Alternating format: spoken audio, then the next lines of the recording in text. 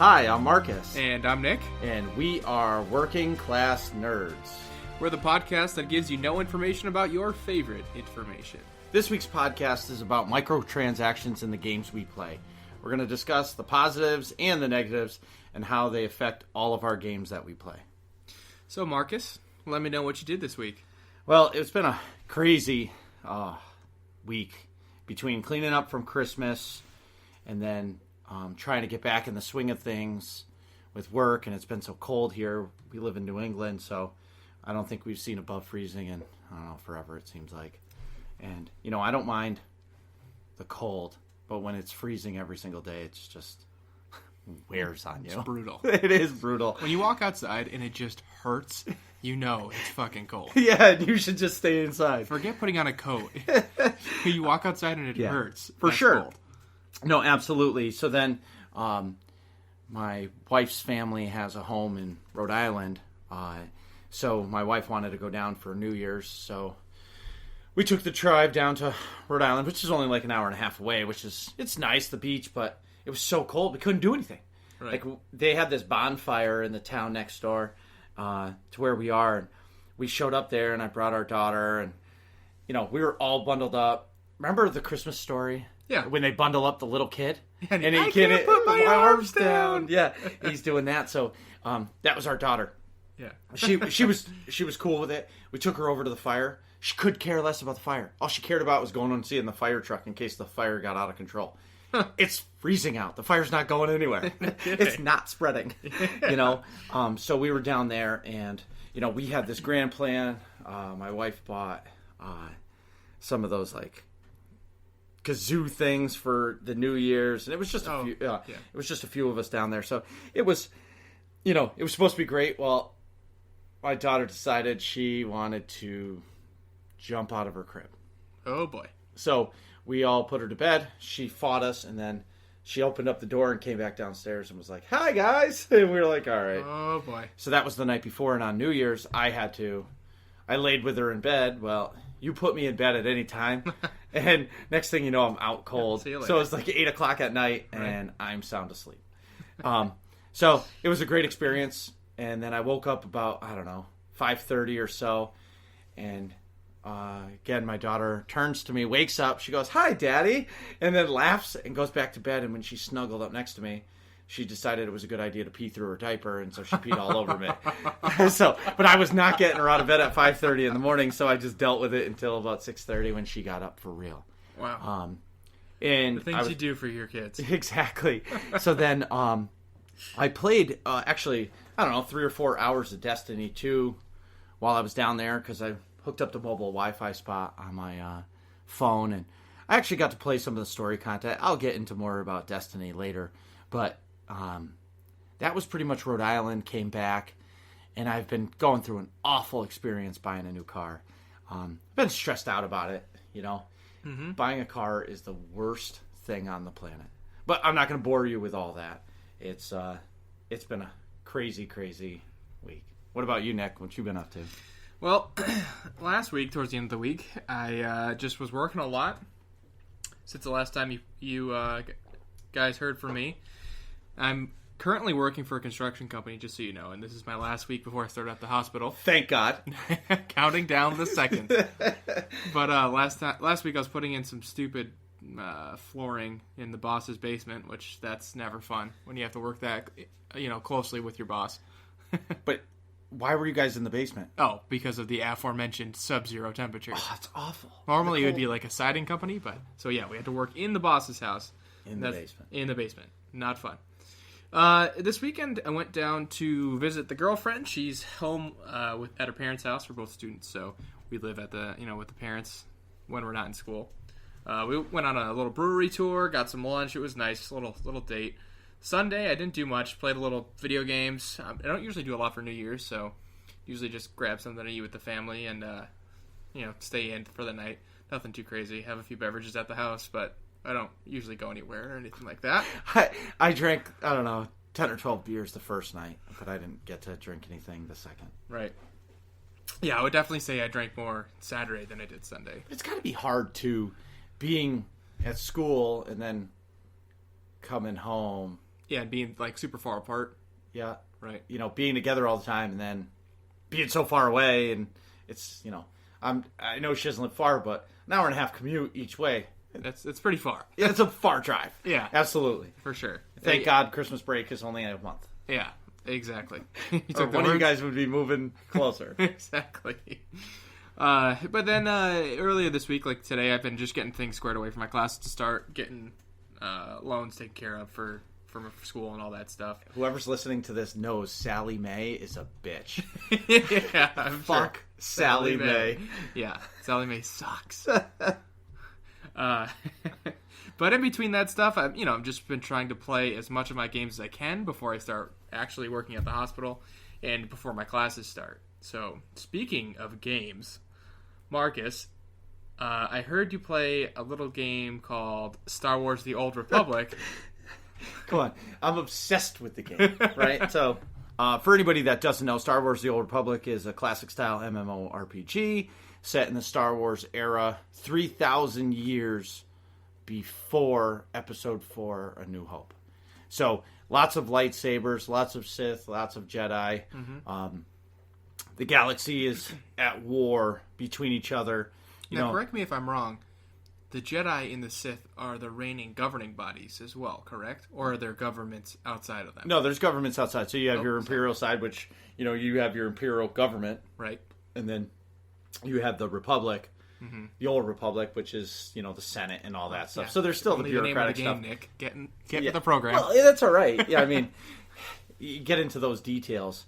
But I'm absolutely obsessed with it. Mm-hmm. I started off playing when it first came out in 6 years ago, and then I played it for about a week and said, I'm going to love this game, and Call of Duty was at its height.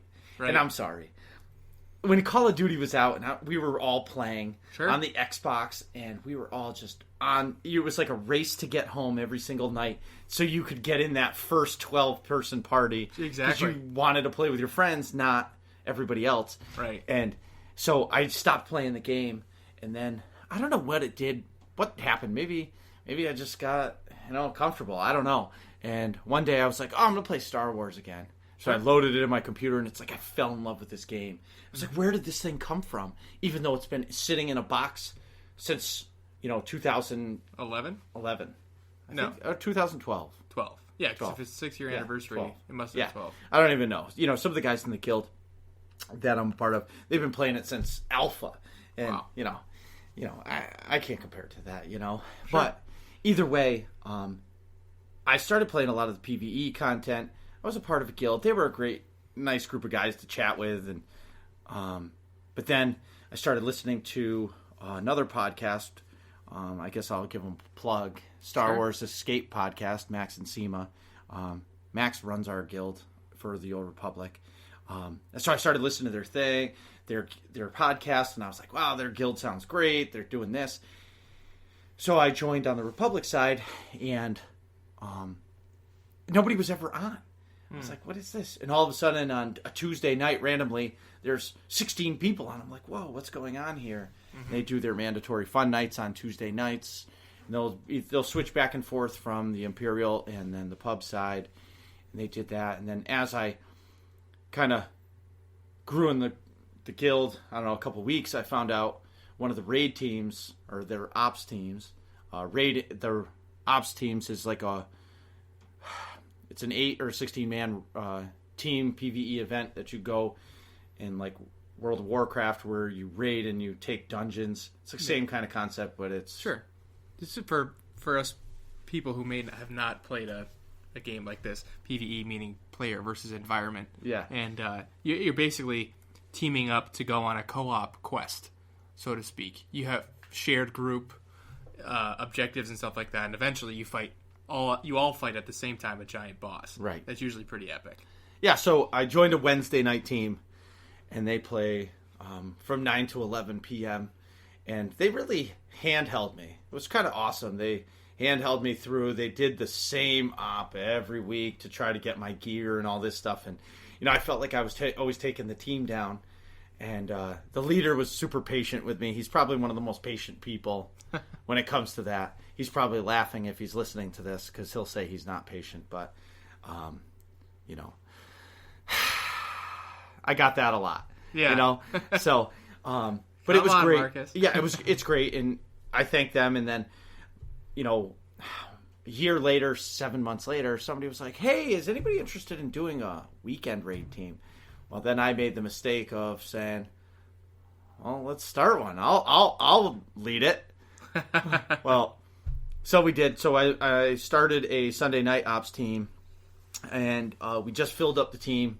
We had a guy, but he had trouble committing to the Sunday, so we were down to 7 guys. And you know, it's tough running a team and starting that, and you know, and I'm pretty new to the whole operations thing, so you know, I'm learning the fights as I go as well, and you know, really relying on some of the players that are on our team, you know, in on my team to help me coach the other players on what we have to do, because Right. you know, I can only read so many notes on it. Sure. But I'm kind of obsessed. Everybody makes fun of me because I play a Marauder, which is a dual-wielding lightsaber, and BioWare, the company who makes the game, really hates melee. So, you know, I you know, and they always say that it's always the Marauder always jumps in first. He always does everything that happens wrong, and whenever something bad happens, they blame me. But that's all right. I'll take it. You know, I am kind of that guy. And what else is happening in the game? Well, their Christmassy holiday time thing is called Life Day, and I don't do this, so I can't really explain to you what it is, but they shoot snowballs out of guns or throw snowballs at people, and it gives you experience. I kind of don't really get into it. Mm-hmm. You know, they did an event where, you know, a bunch of them all got together and they threw snowballs for an hour and a half. That's really not for me. Yeah. And I can't even tell you how much CXP or XP they give you for that, but It's some kind of extra XP for yeah, the it's snowball fight. some kind of something for the holiday spirit. Sure. And I guess they're throwing snowballs at each other. Right. But so if this game sounds awesome to you, which I can tell you it's awesome because I love it very much. Yeah. AIE is the guild, and we That's are the on letters AIE. correct. It's a Latin name, and every time I say it, I butcher it, so I'm not going to say it. Fair enough. But we're on the Starforge server. You can find out any of the guild information at aie-guild.org. That's really for all the guild information and all the games that we play. The guild is big, and we play a bunch of different games. We have a big presence in WoW. I think that's the biggest. But, you know, there's a long list of it as well. The other thing, if you're in Star Wars The Old Republic and you want to join the guild, you can do a /C join in the chat window, AIE LFO. So that's /C join AIE LFO on the Starforge server, and one of the officers can get you an invite in Pub or Republic. And on the AIE-guild.org, you can find our Discord information and jump in and start chatting with all of us. So, Nick, tell me about your games that you're playing, or the games that you have had time to play in prepping for college. Sure. Well, I really only play 2 games, but the first of which, and the one that I play the most, is Tom Clancy's Rainbow Six Siege. So I oftentimes play with my buddy Al. Shout out to Al. He wanted me to make a point to say hi to him. Well, I mean, that's understandable, you know? Yeah, I mean, When you get play to with shout out to somebody- a whole guild of people. I can't make one shout out. Of course, no, of course. No, and if you're playing with one person all the time, it's just like me when I'm playing with the same group of 8 guys Right. week in and week out. You have to say hello. Right. What was I going to say? Oh, you said 2 games. You play 2 games? Right. That's all I have time for. I play Right. one Star Wars mainly, and then I have Destiny, which I play part-time, which we'll talk about later. Right. So what is Siege? So I mentioned it briefly last podcast, but Siege is pretty much it is exactly 5 versus 5 attack and defend close quarters combat. Only attack and defend? Well- no, like team deathmatch? No, it's just so either it can be team deathmatch style. So there's 3 different game modes on various maps. There's capture the area basically, which is The scenario is one group of 5 is defending a biohazardous box that's some sort of chemical weapon, and you just have to be in the area to claim the area. So, and there can't be any enemy defenders in the area. So that ultimately turns into 5 versus 5 team deathmatch, and you have to kill all 5 of the opposing players. So there's no respawns in rounds. So it's almost like the old Rainbow Six games, because once you die, you die. Right, that's exactly right. So it's multiplayer. So it's almost like Tactical. that search and destroy type of mode. There's In a Call game of mode, Duties. in back in the Call of Duties, or I guess probably still in the Call of Duties. I don't know. I don't play them. I haven't played the recent ones either. But then there's another game mode called Bombs. So there's two bombs, so it's a larger area that the defenders have to defend, and the attackers have to bring a diffuser. Exactly, a diffusing box. I always love that. Diffuse it. And it takes like 10 seconds to defuse the bomb. Right, yeah. And then, but you know, it's just planting the diffuser. So it's like, I think it's 5 seconds or so. It's pretty quick to plant the diffuser, and then boop, and it takes maybe 20 seconds or something like that. So the team that would be attacking has to go in, plant the diffuser, and then sort of step back and defend the diffuser. While the defenders, the original defenders, have to go and try and find where the hell they put the diffuser, and meanwhile, try not to get shot. Are there different classes to play? Yes. So they're called them operators. So there's different. Every single character is a different operator. So similar to Overwatch, if you've ever played that. I have. So there's you don't really make a class like you would in a Call of Duty or a Battlefield. You just pick a person. So certain people have shared attributes, like there's people that are all from the FBI SWAT, or they're all from the Great British Anti-Terrorist SAS. So the characters are based on different groups of anti-terrorism or elite combat units. So, and each character has different abilities. Like one of the operators, called Ash, can fire a gun that blows holes in doors that you can walk through. So, like, if you know an enemy's behind a door, you can just shoot, blow a hole in, and then shoot them, or maybe the explosion will kill them. And there's different ones. Is there the guy with the riot shield? Yeah, there's a guy with a riot shield. Now that would be my guy. Yeah, there's several, actually. There's one that has a riot shield that goes the full length of his body, so you can't shoot him unless you get behind him. That guy's really annoying. His name is, like, Montang or Monteague. Whatever it is. Yeah. There's another guy with a riot shield that has, like, a flashbang flash on the shield. So every, like, 5 seconds he can activate it and blind the shit out of you. That guy's really annoying, too.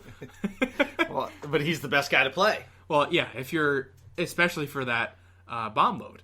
Because then you can go in, plant the bomb, and then just stand in front of the people and flash them. They can't see it.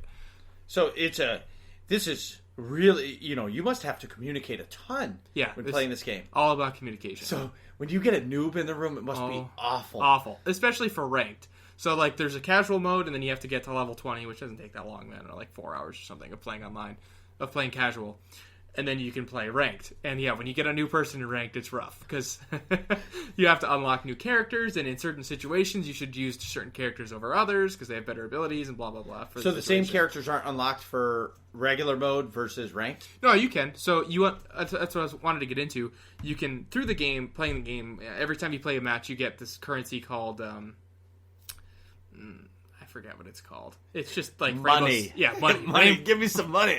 Rainbow 6 points, whatever. Right. So you get this currency in the game from playing just matches, and to unlock a new operator, it costs 500 currency, whatever. And then in order to unlock other characters, you have to keep playing to unlock the different operators that do different things. So what you're saying is, so you can, as you rank up, you can unlock other characters, and then you get money, and the money unlocks attributes, or does it unlock the stats, or what does it unlock for you when you have the money? Can you unlock the guns? So I'm level 1. I want to make it to level 20. My growth through that, I'm gaining this currency. What am I buying with that currency? You're just buying the operators themselves. And the operators come with predetermined stats and abilities. So each operator has either a gadget or an ability that lets them do certain things. So in the game. the money. So how do you unlock that? Just by leveling it? Yes, just by playing matches. So like if you win a match, you'll get like 300 money, or if you win a if you win a match, you'll get like 500. If you lose a match, you'll get like 300 or something like that. And plus or minus depending on how you do in the match, your kill death ratio, things like that. So, but it all depends on how good the characters are. And the original characters that came with the game, the base game, are a lot cheaper than they're a lot cheaper than the DLC characters. So there's about 20 operators that came with the game originally. And there's 4 for each counterterrorism group. There's like FBI, SAS, Spetsnaz, there's a GIG-9, I believe it's called, for I think it's the Polish or German anti-terrorism group, but Sure. you get the picture. There's Yeah. 4 in each anti-terrorism group. So basically, so you're playing the game to unlock more characters, Right. And then once you every character you start at level 1. No, the characters don't really level. You then have to like you'd have to spend more money to buy like gadgets for the guns, like put a sight on or put a Right. So for a basically, grip. the money is everything. The more money you have, the more you can upgrade your character. Right, but it's not too much though. It's not the effect of Call of Duty where it means a whole lot. Like just you put a sight on and you're good to go. You can always have it forever, and you have that character forever too. Right. So it's not like you can unlock more than one ability for the character. Once you unlock the character, they have the one ability and that's it. So there's not like a progression tree for each character. Okay, now I'm understanding a little bit more. Right. All right, so there's just a bunch of different characters, and each Right. person has their own set of skills that you can use for each different mode. Exactly. And depending if the team has 2 tanks and 2 healers, and I'm referring to like Star Wars MMO world, stuff, sure. you need somebody to be the DPS to shoot these guys down. Right. You don't need any more defenders, and you don't need any more people to protect you. You just need somebody to kill. Right. I get it. There's exactly the equivalents of those would be people who are when you're defending. There's 2 sets of people. There's defenders and attackers, and characters that are exclusive to one or the other. Sure. So you can only pick from this group as you're attacking and another group as you're defending. Right. No, I get it. So, I think that, the game sounds like, it's so much based on cooperative play, and I would find myself being frustrated in that game if I didn't have anybody to play with. Right. Because if I didn't even know one person on my team, and I was always, pugging the groups to try to just, find the random 4 people to play with. Sure. Everybody plays differently, and Right. you get on a team that somebody like you has 4 of your friends that play this game. Sure. You guys all play this game. You guys are going to destroy us every time. Right. And I don't have that group of friends that play. Right. But I did see that Steam had it on sale. I think it's $8.99 right now on Steam. For Siege? Yeah, for Siege. I think it's PC. well worth it. I don't know how populated the PC game is. I'm assuming since the PS4 version is really populated that you can definitely play a lot. But yeah, I don't know if we've said this. I am a complete PC gamer. Right. I have an Xbox One just to have an Xbox One, and because I paid $149 tax-free at the Air Force Base in town, or in our local area, because my little brother's in the Air Force and he got us a sweet deal. Right. And Nick is a console gamer, so it's kind of awesome to be able to discuss the differences in games. Right. Yeah, I would play PC, but I don't have the money to buy a proper PC to game on. So, it used to be that you'd buy a computer and it lasts for, 7 years, 8 years, but at the rate technology is going, it doesn't last nearly as long. Right. Oh my God. But I don't want to get into the PC versus console debacle because right. This whole show will be over and we won't actually talk about the topic that we had to talk about. Right. So, Marcus, you play another game, just not quite as often, and I believe that game is Destiny 2. It is, and I love it. I don't have enough time to play it. Neither do I. So, a lot of some people in the guild play it, and they, it's been growing steam, and I think there's more people that play it than I think that play it, but the game's awesome. It takes everything that I love about the old Call of Duties in a sense and puts it into a Star Wars world without Star Wars, but it's an MMO. It's great. I'm level 13. My power level's like 137. Mm-hmm. I still have no idea what all that means. Like Right. I click on these planets and it says recommended power 80, and I'm like, oh, I'm a 137. I can do this campaign. But little do I know, as soon as I get in there and I'm getting killed by things that are at, power level 175, and some of the pro Destiny players that are listening to this are like, this guy's awful if he can't beat something that's a 175. I mean, come on. Right. But like, I don't get it. And, I guess, the other podcasts that I listen to have about Destiny, because the whole basis of Destiny and Bungie is awesome in every way, but I guess they're like, you just got to power level through the campaign. Just go through it. Don't even enjoy it. And I'm like, I don't have a lot of time. Right. So the free time that I have, and if I get to play an hour or two of Destiny, I get to play it and enjoy it. But I'm in this part, I don't even know. I couldn't even tell you where I am or what I'm doing. But there's 30,000 enemies, PvE enemies. Right. And one of these, they're like a robot kind of guy. Well, as soon as they get close to you, they decide they're going to explode. Well, your armor's gone, and you've got like quarter health left, and then some dude from the way on the other side decides to shoot me, and I'm dead. Right. And when I die, it says power level 175. And I'm like, well, this is the next step in the career mode, or the campaign, I guess I should say. So I don't know what I'm supposed to do. So I'll play it, and then I get frustrated. And then go back to Star Wars. And then I'm at Star Wars where I'm comfortable. And, I haven't even done everything in Star Wars, but I think Destiny is so intriguing to me. I guess if I committed more time to it, right, I could do it more, but I don't really have the time to play more. Right. I play Star Wars as much as I can, but, there's not more time for me to play. Right. I'm a 9 p.m. until midnight player during the week. I said that in the last episode. Baby goes to bed. I hang out with the wife for a little while, and then I'm on my computer. Right. And I get up at 5:30 or 6 in the morning every day for work, but I'm still up all night, But the,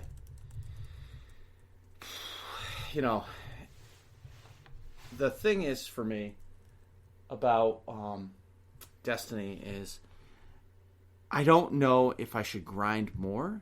Do I just stay on one planet and grind out levels and get as much as I can just to get up to the 200s? I think I saw one of the guys in the guild is like a 350 in power level. I don't even know how to get to that point, right? Max level like you is 20. They stop there, and then you grow these power levels to get you where you get your gear. And I understand that part, because the same thing in Star Wars, you get to level 70, and then you got to get to 300 command rank, and you get to the max gear level. War, sort of. But, if anybody's listening to this and they want to message me, and they want to teach me how to play Destiny, I'm all ears. I go, I do the campaign, I die. And then I try something else, and then I'll go join a public event, and thank God there's level 20s and 25s around. To show you what to do. No, because they're just taking care of everything, and then I get the loot at the end, and I gain experience. You know what I mean? Because my baby level of 137, my power level of 137 isn't doing much damage. Right. And then finding some guns and stuff. It's mind-blowing to me, but I guess it's a different change of pace, so I don't mind playing it, 3 or 4 hours a week, if I can even play it that much. Right. See, when I went to go play Destiny, Marcus, had first started, he was super gung-ho about it, and he actually bought it for me very generously for my PC. I have a laptop that's okay at gaming. Well, it's not bad. You got a 960 in it. Right. And it runs at about medium graphics once we tweak some things, and it runs fine, but it's tough for me to get into it. First of all, it would be my third game, which the third game always gets just neglected really badly. You never play it. Right. No matter what you want to do. So, it's the third game, sort of like the middle child syndrome, just gets really neglected. And for me, Destiny doesn't really hold my interest as much because it doesn't have such a deep lore background like some of my other games do. But it does. But it's just not there. It's wild. Because there is lore, but there's no books. There's no comic books. Right. There's no background to it. Right. And they say they're going to come out with it, but, they do a digital comic, but who wants that? Yeah. Just a digital comic. There should be books about it. Right. And, perfect game lore. You want to talk about lore that might be I don't know. I don't know if I would say it's as big as Star Wars because Close to it. Star Wars is just taking over the world. But That's you true. play Shadow of War, the Lord of the Rings, Right. and Right. I'm sure it's not called that, but that's the sequel Oh, you were to. close. Yeah. That's the sequel to what? Shadow of Mordor. See, I just like that word Mordor. Mordor. Mordor. It's so like powerful. I think it's a long O's or something But like that. so there's if you want lore behind it, and that's probably why. Well, I grew up with Star Wars, so that's where you want lore in a game, and you can see a hobbit running around, and you want to slay the hobbit. There's Right. your lore because you know what a hobbit is. Right. Or you know what orcs are, or you know Right. what Orokai are, or whatever. Exactly. Yeah, so that's a great transition into my second game, Middle-earth: Shadow of War. So, it's, as Marcus said, it's the sequel to Shadow of Mordor. Lord of the Rings, precious. Right. Do you get the ring? Is there the ring in it? Well, will you let me talk? All I'll right, tell you I'm all about just- it. See, I think Lord of the Rings, I get excited for my precious. Right. That's it. That's all Well, I think about. Smeagol or / Gollum is in it, for sure. He helps you out. So, Because he wants the ring. exactly. So, it takes place... Well, it's a sequel to Shadow of Mordor, so I have to talk a little bit about Shadow of Mordor. If you haven't played Shadow of Mordor, I'm going to spoil Shadow of Mordor, so sorry. The game's pretty old. If you haven't played it already, it's your own fault for listening to this. In Shadow of Mordor, and Shadow of War, you play as Talion. He's a ranger of the Black Gate, so he's from Gondor, and guards the boundary between Mordor and Gondor. He gets the gate gets attacked, and he gets used in a magical sacrifice to try and bring back Sauron, the main bad guy from Lord of the Rings. I got a question. Yeah, Sorry to break this. no, it's okay. When does this take place in conjunction with the movies? It takes place before the Lord of the Rings movies, the original Lord of the Rings trilogy, but after the Hobbit series. So Okay. between the Hobbit and It's the Lord in of the between. Rings. Right. It's the tie between the both. Right. Exactly. Okay. So because he was killed in that sacrificial ceremony. He is, they call it, he's banished from death. So because he's banished from death, he also gets linked up with this wraith, kind of like the Nazgul, Yep. that is also banished from death. And later in the game, spoiler alert, you learn that this wraith is Celebrimbor. Celebrimbor is the elf that made the original One Ring for Sauron. Now, when Celebrimbor originally made the ring, he made it for himself, just as a ring of power, to try and stop Sauron, because Sauron was amassing all these orc evil forces. But he didn't realize that Sauron was influenced the ring and putting evil into it, so that once Celebrimbor made the ring, Sauron could steal it from him, and the ring would be more loyal to Sauron instead of Celebrimbor. So that's how Sauron defeated all the elves and gained so much power over Celebrimbor. It's pretty epic. So right in what you said for me is it screams lore. Yeah. If we're talking about lore game, Right. kind of like Star Wars, but for this, everything you're saying, that one ring Right. signifies everything that I know about the movie. Right. And I've watched those movies a million times. Right. This is, Sauron's first uprising, and then the Lord of the Rings takes over after he's been put down already. Okay, so that's Shadow of Mordor. Right. Shadow of Mordor the plot is basically you're trying to attack the guy that killed you in the first place. The guy, I think he's called the Black Hand. Yeah. He's the Same guy that stabbed. no, Frodo. no, that's not quite. That's one of the Nazgul, I think they're called. All right. But anyways, the Witch King. Okay. That's actually a bad guy in Shadow of War, the second game. But the game is just you figuring out what the hell happened to you because you're now dead, and that's sort of how they explain away the respawn mechanic. Is you're banished from death, so you get respawned when you die in the game. Since you're paired with the Wraith and banished from death, you respawn because you cannot die now. Okay, so You're cursed to eternal life. all right. So is this Shadow of Mordor or Shadow of War? That mechanic is in both. The Okay. banished from death. It's the same character across both games. You're Talion tied to Celebrimbor In both games. in both games. Okay. So how does Shadow of Mordor end and the new game pick up? So at the end of Shadow of Mordor, the first game, you end up killing the guy that killed you, the Black Hand, who's a sorcerer that is a follower of Sauron, trying to bring back Sauron. And you end up killing him. All is good. And throughout the game, you're building up an orc army. You're stealing orc soldiers and using your magical wraith abilities to warp them to your side. Okay. And then at the end of that game, you kill him, and it sort of leaves off as you're going to go make a new Ring of Power. So, using for yourself your own Ring of Power. The game picks up. You make the Ring of Power. So now there's two. There's two. There's one that Sauron's corrupted, and a second that Celebrimbor made through Talion that is not corrupted, and Celebrimbor can use it. So then, how much of this game have you played? I've played probably about 5 hours worth, so I'm not very far into it. How long's the campaign? Do you know? I'm not sure, but I can get you that information. I believe that. I think it's pretty long. I was going to say, I don't want to know how long a campaign is. I don't need I want to enjoy it. Right. I don't want to, I know that if you're playing a Call of Duty and I go back to Call of Duty, you're going to play 5 hours. Right. But, I know that Mass Effect 2 they said 32 hours, but I think I took 40 to do it because I loved every minute of it. Right. Yeah, for me, I'm definitely going to take longer for this campaign because I do all the little side stuff. See, that's a big question, too, and I guess it's a topic for another day, right? Sure. You play these long, because essentially, that's not an MMO.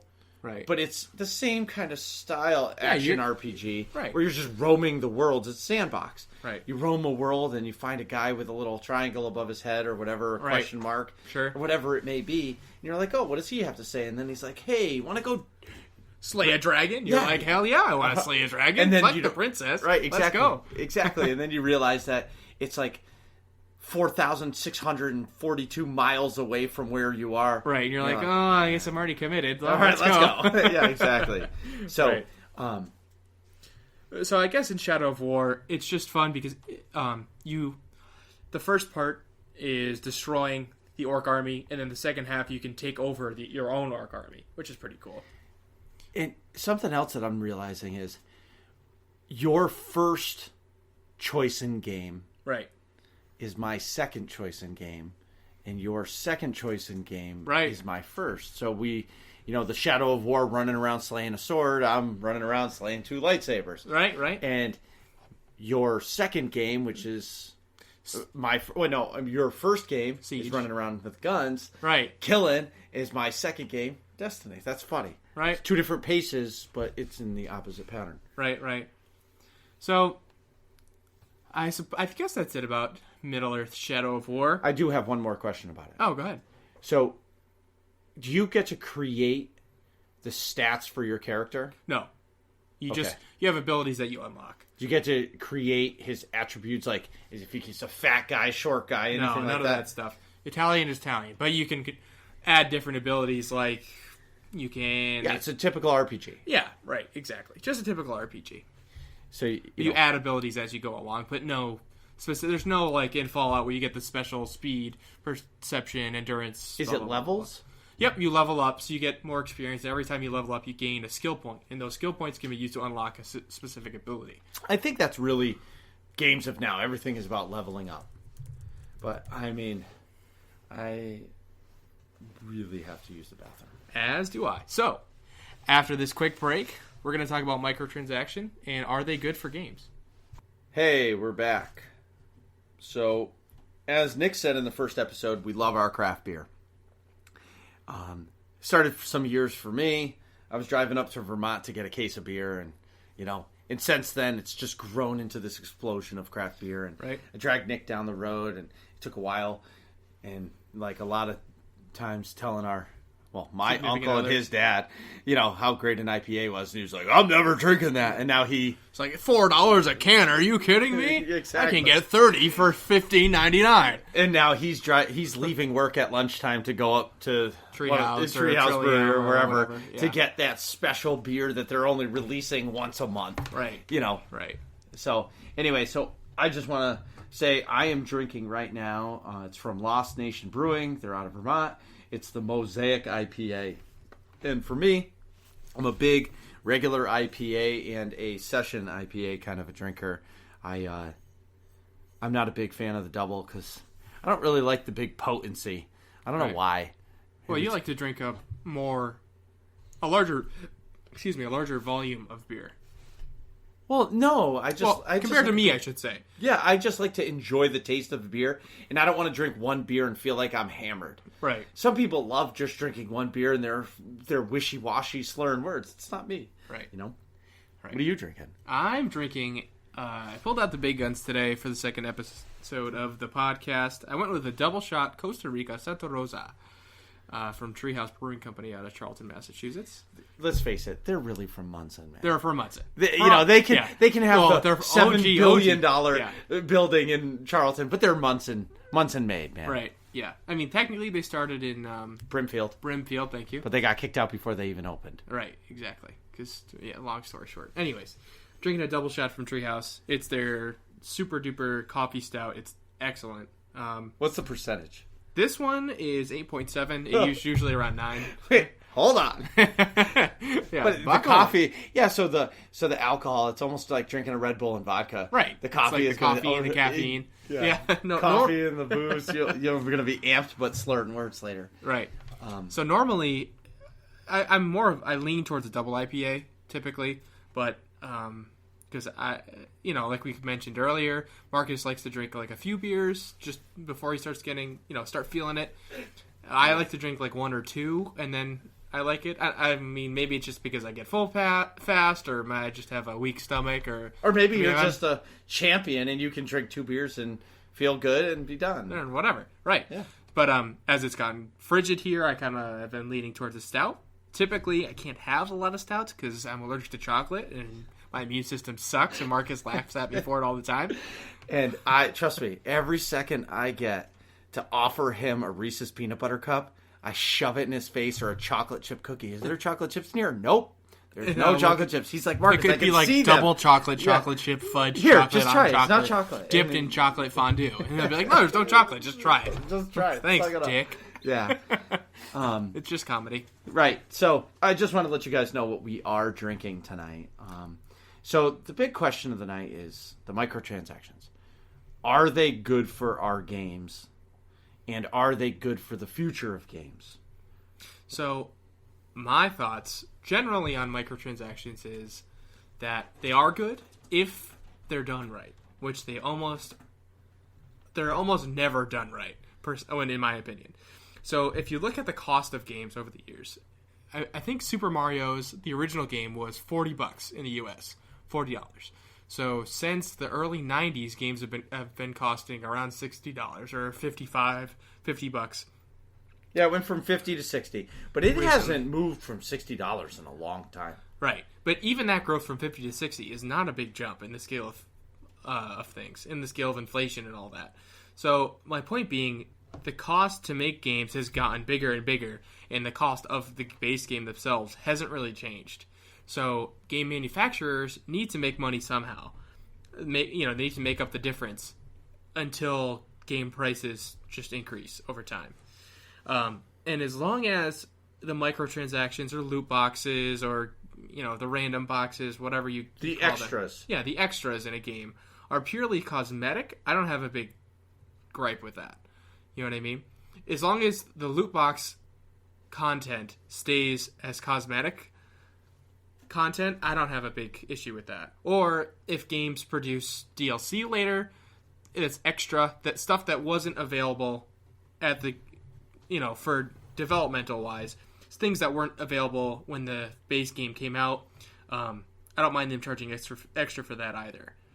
Right. So, okay. So I'll get into my opinion in a minute, but let me ask you this opinion. So as games cost $60, right, in 2017, and we both know, what can you even buy for $60 anymore? Right.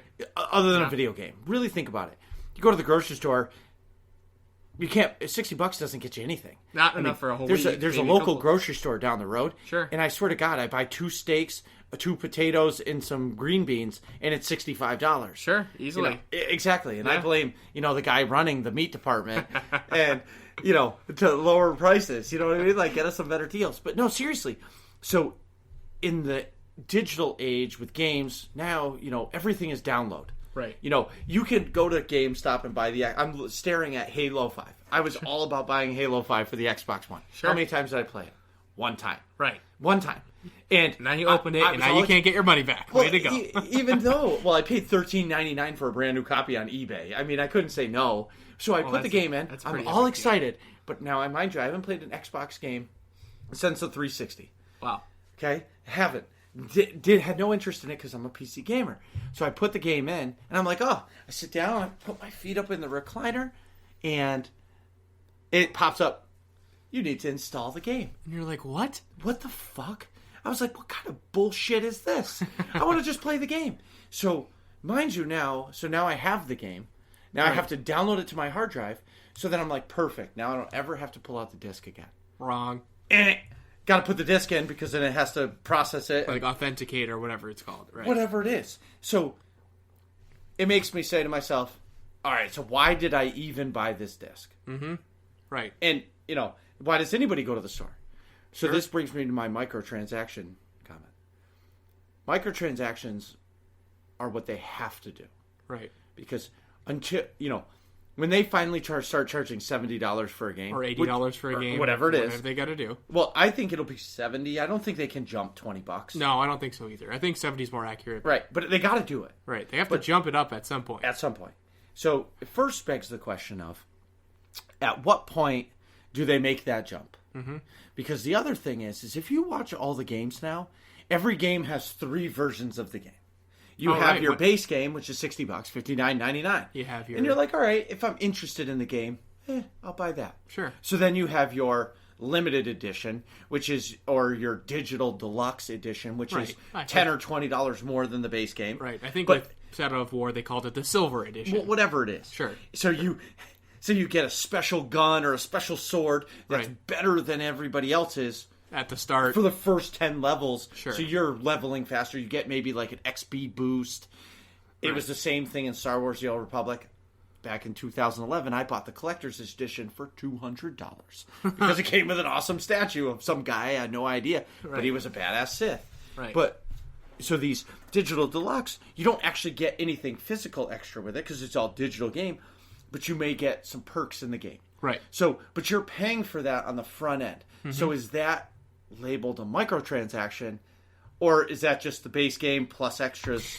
I guess that's sort of like the gray area. Yeah, so it fits into something I was sort of getting towards earlier. Is day one DLC. So in Shadow of War, for example, they have there's different tribes of orcs that you can take over, and they have different attributes basically. And part of some of those digital deluxe packages, you could get extra tribes of extra enemies to go against, or extra enemies to take over later that you can use for yourself.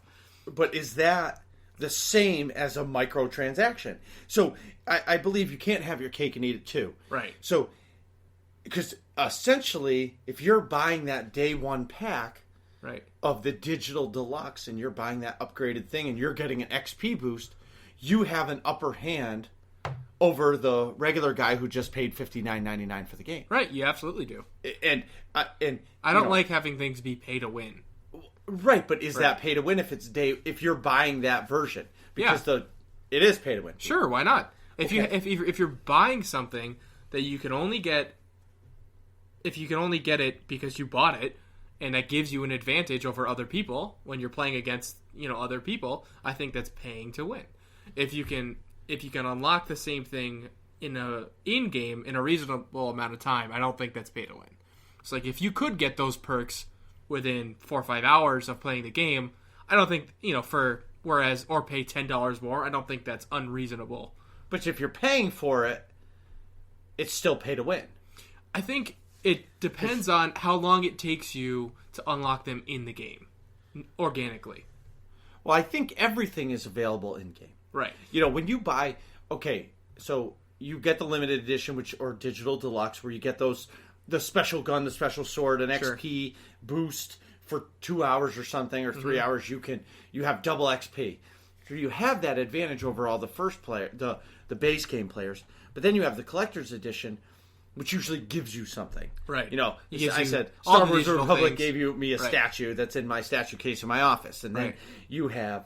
You get the digital special content or like a and steelbook you get case. extra stuff. Right. You get extra stuff. Right. So now the guy who went out and spent $200 on this thing is above and beyond that base game player. Right. But and some of that content isn't available to anybody else because it's a special for the collector's edition. Right. Or limited edition, or the scam from GameStop back in the day was the pre-order bonus. Well, which they did. that's still a scam. All right, well, it's still, but you still can get it. In the Day game. one, it's still there. Right. They just say it's your pre-order bonus unless it's specially made for those stores. Right. But brings me back to, so if day one, you can buy your microtransaction or day one DLC, as you say it, Right. is that giving everybody an unfair advantage? Well, it depends on how it's implemented. So, like, for a good example of this, I remember in the first Star Wars Battlefront, people were a little pissed that the pre-order bonus is Han Solo's pistol. I forget what it's called. It's like the DH-40 or something to that effect. Okay. If you pre-ordered the game, you got that right off the bat. Now, that's the best gun in the base game. In the first Battlefront. In the first Battlefront. Okay. I haven't played the second one because of reasons I'll get into later. But in the first Battlefront, the pre-order bonus was the best gun in the game. And you had to play like 20 hours of online play to unlock that thing. It took a long time to unlock it. Now, that's unreasonable in my eyes to do. I think that's an unreasonable amount of time to pay to make players play versus somebody can just pay $5 and pre-order it and get that. So that's a pay-to-win type of scenario in my eyes. But there's also, I hate to say it like this, the other way you can do it is you pre-order from Amazon. So if there's ever a beta that comes out, that's true. pre-order it from Amazon. When the beta's out, they'll email you the beta code, play the beta. As soon as you get the beta code, just cancel your pre-order. And now you have your code for your Battlefront game or your beta code for whatever game you're playing. But again, the gun is available in the game. Right. So it's not locked out. Say if you don't pre-order, you don't get this gun, which I would be okay with that because it's almost becomes like a collector's item. Right. But something that I have to work really hard towards getting, that if you decided to buy your game from GameStop because GameStop paid EA $40 billion or whatever it is to just give them the license, there should still be a gun that's better than that gun. I agree. And if it's not, then who's winning and who's losing? Right. The guy spending $60. Right. So now my question is, would you, and this is all opinion, would you raise the prices of games to $70 and stop the digital deluxe version? Or will game companies stop that because they raise the prices of the game and just come out with a base game? No, I don't think they're going to stop coming out with multiple versions of the game because it's more profitable to do it that way. I think it's easier for them to make money off of having the silver edition and the gold edition and the platinum collector's edition, because they have people that'll spend $200. And then there's I'm that sucker. Right. It depends on the game. I would too. I almost did that for Shadow of War, but the only reason why I didn't do it for Destiny, the only fucking reason why I didn't do it for Destiny, is because I play on the PC and they don't come out. They don't make it for the PC. Well, they right? did, oh. But it was $249. Eesh. But the Xbox and the PlayStation version, I was seeing deals for $229, $199, and I'm like, well, why the fuck am I going to pay full price for a PC collector's edition? Right. When I can get that. But then I realized, like, I'm barely going to play this game. Right. And what do you get for the collector's edition? You don't get a sweet statue. You get a satchel. A man purse. A man purse, right? Which is pretty sweet, like hanging on the wall in the office, sure. Right, or maybe if you'd use it, like I would never use it. And you would never use it, but if someone would use it, I wouldn't even be able to tell. They typically wore a wardrobe that complements a man purse. Then maybe they could use it. I could never. But anyway, so my point is the different levels. You say they wouldn't stop, right? So I don't think they would. But at what point do the video game companies say we have to raise prices on the games because they're only getting more expensive? Right. I think if once that model starts to fail, if people just aren't buying the more expensive versions because they're sick of, they're sick of that trend, they're sick of paying $10 extra or $20 extra for some, an extra orc tribe or, an extra gun, and a sword or whatever. Right. You know what I mean? That you can end up unlocking later or something like that. I think that's when they're going to have to start looking at, okay, we're going to have to release this game at $70 instead of $60. Right. You know what I mean? I think they're not going to change. If it's not broke, don't fix it. So if that model's working for them, they're making oodles and oodles of money. Why would they change that? You know what I mean? Okay. And why? Because if that's a bunch of bad PR if they're the first company to raise their game price, like the base game price. Okay. If, say, it's Bethesda, the new Elder Scrolls game comes out and it's $70, people are going to be like, what the fuck? Bethesda's greedy, blah, blah, blah, blah, blah. But they're going to still buy it. Sure. Yeah, they'll probably still buy it from all the Bethesda people, but it'll cause a bunch of negative backlash. But that's what they want. Right. But if EA's or some other company, whatever company, call it Rockstar, comes out with Red Dead Redemption 2 and it's $70, I think companies will be willing to jump on board the $70 per base game train as long as they're not first. If you're first, you're screwed. You know what I mean? If you're second, third, fourth, especially if a bunch of, like, the holiday season comes out and one company does it and then a bunch of one follow suit, I think it'll be, if you're second, you're fine. But that first company is going to catch a lot of heat for releasing a $70 base game. Right. So now, okay. So we've gotten through the original base game in the different versions. Right. I'm with you. Right.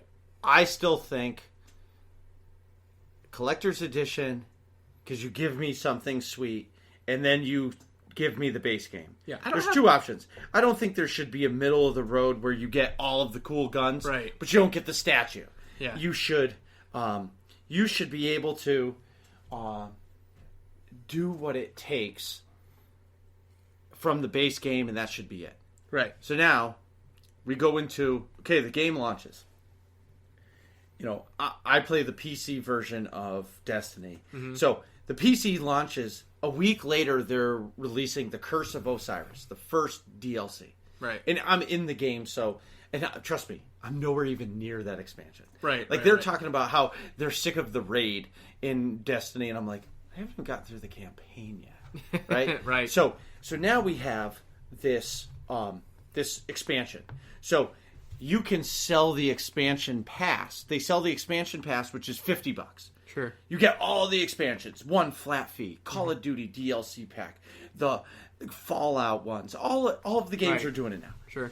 You could buy this season pass, I think they call it. Yeah, exactly. So you spend, so the game's $60, but then you spend another $50, and that's $110. Mm-hmm. Or if you buy it all at the same time, you can buy it for the low introductory price of $99.99. Right. So now they come out with the base game. Right. And now when they release the game, I bet half of these DLCs are already done. Exactly. That's my point. That's frustrating for me. Okay. So you buy the game day one, you play the snot out of it, and you do everything. Your max level of whatever. Gear and level everything. and whatever. Yeah, and okay, so now you're done. So they release this expansion, boost this, and now boost that, and everybody's all over it. And then they do another one. And for the guys like me who, I'm not going to buy the season pass because I don't know if I'll get there. Right. But now, if I finish the campaign of Destiny, and I'm just giving that as an example, and now I want to play the next part, Curse of Osiris, I want to play that. But it's all in-game material.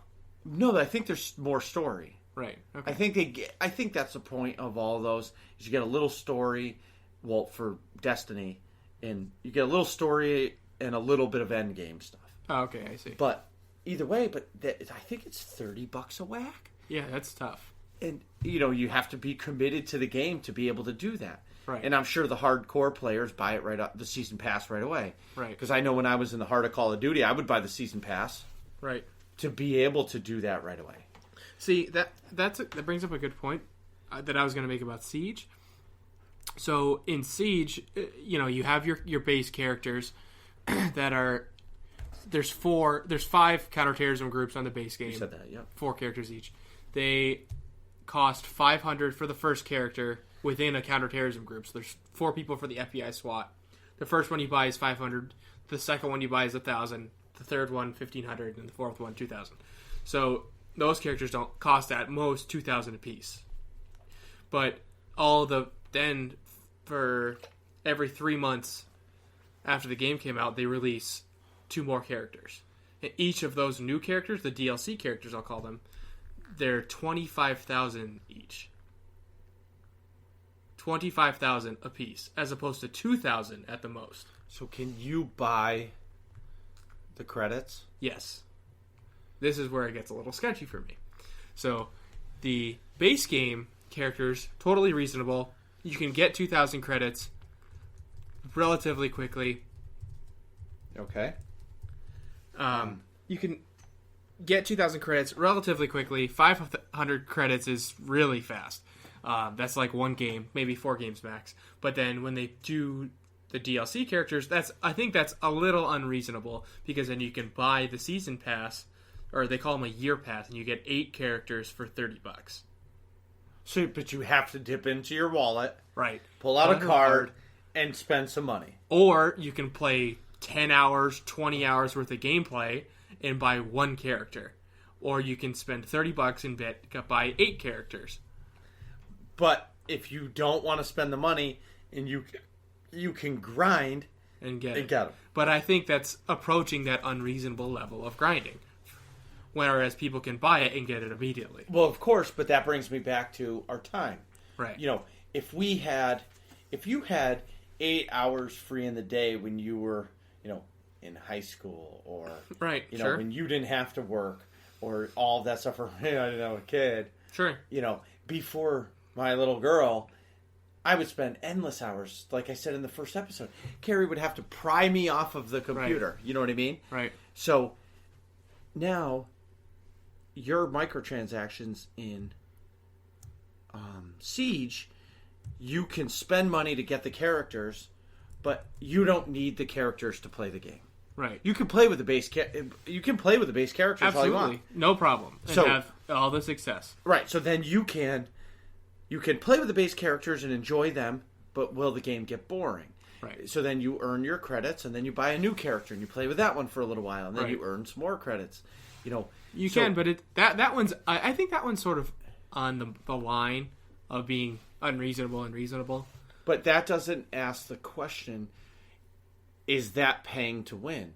Because you still have to take that player and do something. If you're a terrible shot, it doesn't matter. Sure. If I could never play Siege because I just run around and run and gun. Right. I would just die. Yeah. And everybody on my team would just boot me from the match every time because they'd be like, F this guy. Right. I don't want to play with him. Right. So, is that pay to win? I don't think so. No, I don't think so either. I think that's it's sort of on the line of unfair just because of how much they cost and how long that'll take you to accrue. Again, who owns Rainbow Six? I'm not sure. Yeah. Ubisoft, I think? Okay. Or Ubisoft. Okay. Yeah. So, but Ubisoft, if their game is selling on Steam right now for $8.99, right? That's true. That means they're not making a lot of money on the base game. Well, that's not true. Or they've made all the money on the base game. Right. So each game has a projection. So that we want to make $30 million on release, which is much more than that, but I'm just putting a number out there. Sure. But let's say they make $60 million. They're like, well, let's sell more. Sure. So we've made our money in every dollar we make. So if you sell 100 people at $9 a game, you just made $900. Sure. Or $9,000, I'm sorry. Right. Hey, we're winning. Right. So now you take that and you go to these microtransactions. Now, hopefully, the guy like me, I'll just say, let's say I bought Siege for $9, and I'm playing it. I'm like, wow, this is great. Yeah, I'm having fun. Oh, I can buy DLC characters. That's $30. I'll go buy 8. I only play. Yeah, if you only paid $9, that's sure. That's a home run. Right. So after a year and a half of it being out, right, that microtransaction makes sense, and I still have to take that character and do what that character does in order to win. Right. And if I'm playing Pro Team Nick, who you guys are all pros, sure. and you guys are shooting around the corner, and I don't even know where I'm dying from because you know that this wall has no 2x4s in the wall, and you can blow a hole through it. Right. Because you played this one map 4,000 times. Sure. I'm still not... I can buy the best of the best, and I still... Doesn't matter, suck. Right. That's true.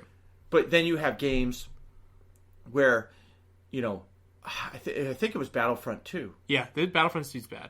All right, so but they stop it. So originally they said that there's going to be a way to buy right out of the gate, buy upgrades or buy something to make you max level right away. Yeah, you can pay real money.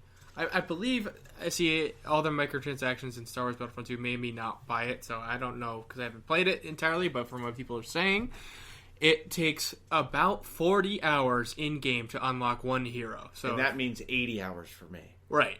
Sure. So, or 60 for me. I'm not quite as meticulous as Marcus. No, it's not meticulous. It's just by the time I get in a game, I'm going to play one match at a time. Right. So I'm never going to get the hang of the mechanics of the shooter because every shooter is a little different. Right. That's true. So, on average, 40 hours per hero. So, if you want to get Darth Vader, you can pay $5.99, or you can play the game for 40 hours, and there's 20 heroes to unlock. Oh, I would pay $5.99. Well, yeah, but morally speaking, people don't like that it's pay to win. Well, of course. I think if you buy the base game, you should be able to unlock the content at a reasonable pace. You know what I'm saying? And that's why, this is the end of single-player games. Look at that game that just got canceled from EA. The single-player Star Wars game. They canceled it because there's not, they can come out with DLC. Sure. But they're gonna have to keep pumping out new story in order to keep making money on the game. Right. Or they can, for a guy like me who, $6 I really want to play as Darth Maul. I want to fuck some shit up as Darth Maul. Like, who doesn't want to do that? Sure, like, I want to right now. Pre-cut in half Darth Maul, of course. Right, I don't want to be hobbling around just stomach and arms. You know what I mean? Right. But if it cost me $5.99, okay, so I paid $65.99 for this game, or $64.98, whatever it is, and I got Darth Maul, right, off the cusp. But then there's the guys like yourself who buy the game and you're like, "Fuck, I'm a college kid.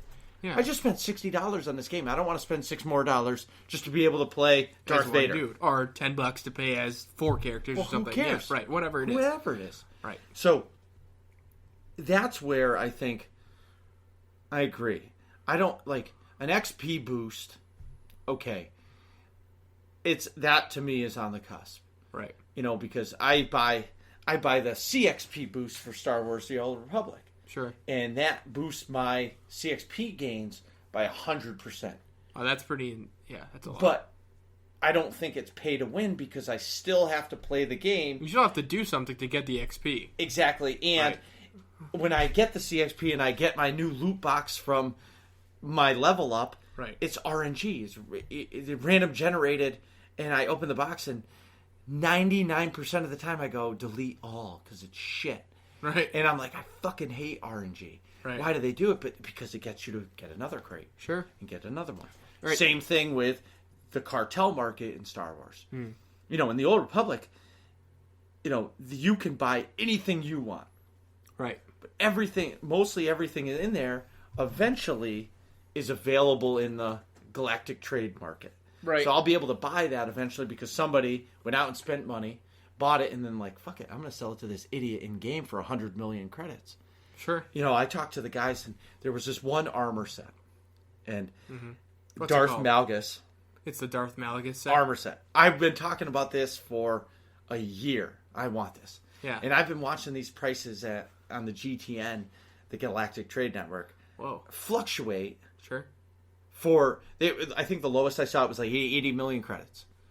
And then the most I saw was 150 million credits. Whoa. Let me tell you, I've never had more than like 25 million credits ever.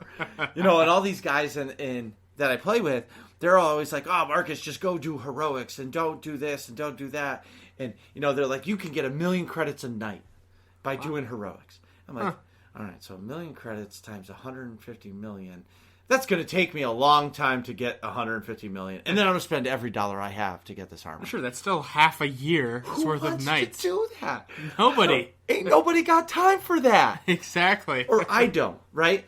Sure. So it was funny. Then all of a sudden, BioWare started doing direct sale items.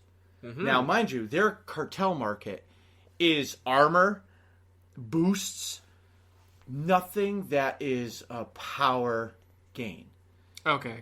Against other players. Or Correct. something. Yeah. Nothing. It's just you can get an XP boost, but you have to play the game to use it. Right. And that XP boost, that's Yeah, that's In fine. a sense, it's paying to win because I'm gaining levels faster than Someone else. you. Right, who but was it's just not playing- directly...